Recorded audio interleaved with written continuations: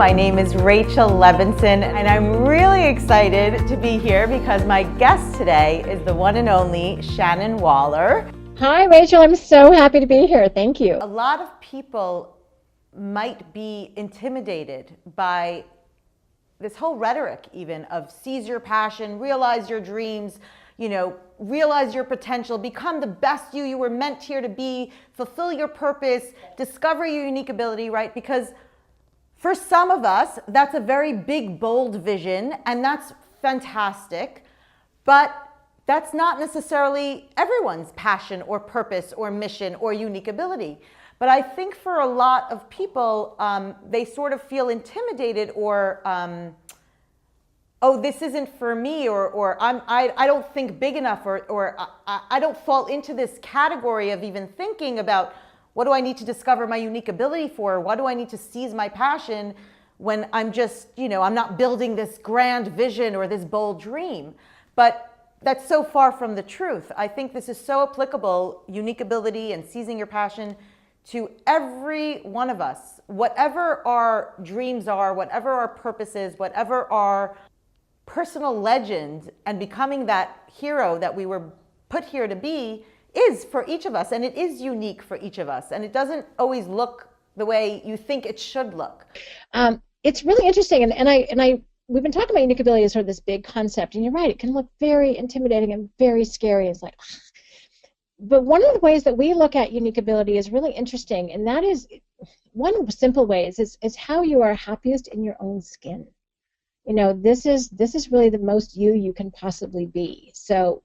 And you take it with you wherever you go. So, for example, part of the unique ability process is you come up with a statement that kind of encapsulates who you are, what you do, and why you do what you do. But it's not actually just applicable. It's very separate from goals. I need to really stress that. It's not that you want to go and change the world.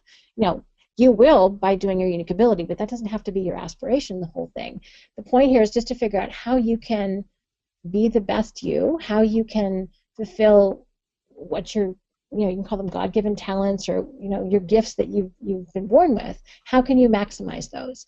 And so, for example, part of my unique ability statement is to intuitively perceive the essence of a situation and then compassionately communicate practical strategies that align people's thinking with what's real, so they can be happier and more fulfilled in their life. Okay?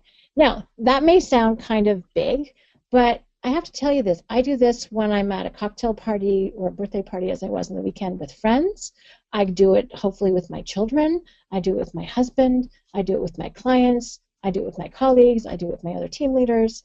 So this is when I'm doing that with all of those different people, I'm being my own and best self.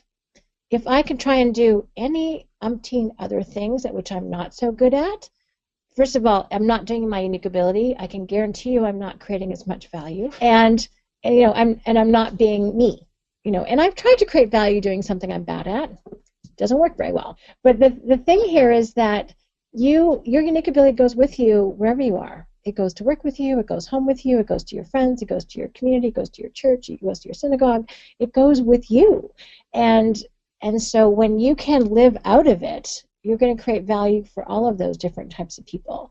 And that's kind of the goal, is how can you chip away at the stone to reveal a statue underneath that's actually the most you. And we have lots of stuff glommed onto us, I've decided. But how can you chip away at that is what is most you, how you want to make a difference, why you want to make a difference. Do you want to make people laugh so that they can get an alternative perspective and feel lighter in the world? I know that is one part of colleagues of mine, unique ability statement. I love that, and I love talking to him for that reason, because that's what he gives to me in our conversations. So it can be something simple. It doesn't have to be big and grandiose or complex. It can simply be, how are you creating value in every interaction that's important to you? Does that? I'm not sure if that answers your question, but those are some of my kind of thoughts about this big, intimidating conversation, how to bring it down to be very practical and very real.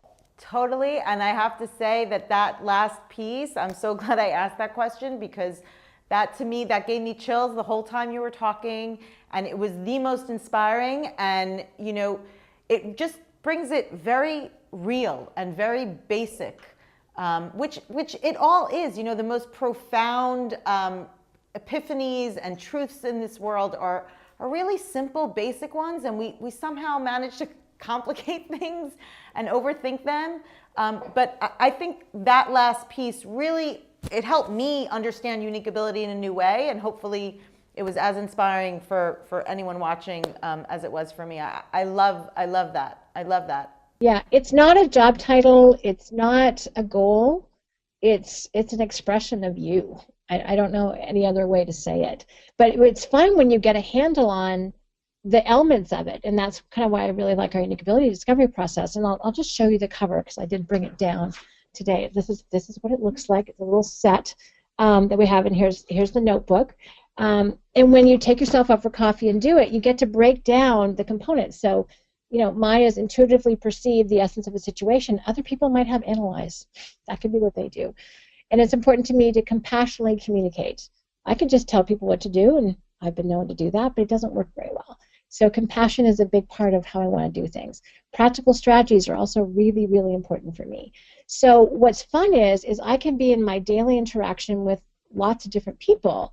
I can go, oh, that was compassionate. Or I can go, oh, that was practical. Or, oh, that was a strategy. It's really kind of fun because you get these little pings of energy. You're like, oh, okay, I'm doing my unique ability right now. It really is that simple. It doesn't have to be super complicated, but it means you have another level of self-awareness. This is kind of what we've been talking about.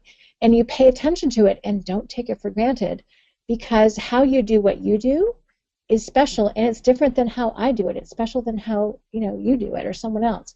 So it's just really appreciating the nuances and the differentiations between us, because then I get to be freed up. If I partner up with you, I get to be freed up to do what I do best and most love to do, and then I hopefully can free you up to do what you do best and most love to do, or leverage that in some way. And that kind of teamwork and partnership is the most exciting, but you can't get to it if you don't know who you are, if you don't know what your unique ability or your passion is. It's magic. It's magic. I love it.